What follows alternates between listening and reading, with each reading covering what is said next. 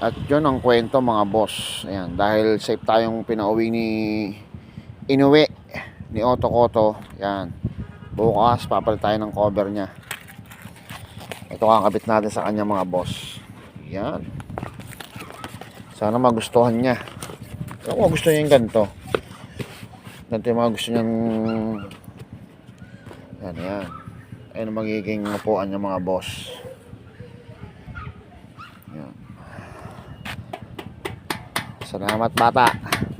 At safe mo kaming pinauwi. Wala naging problema sa'yo. Yan, ito yung gamit natin kanina mga boss madam. Sa Nasugbo.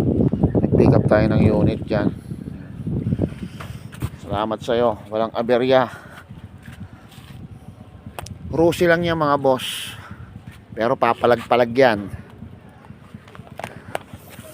Sanay na sa mga bataan yan.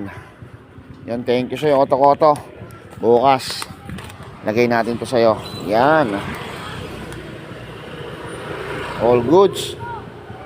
Thanks Otto Cotto. Siyempre thanks G. Thanks G. Thanks G. Safe kami nakauwi kanina.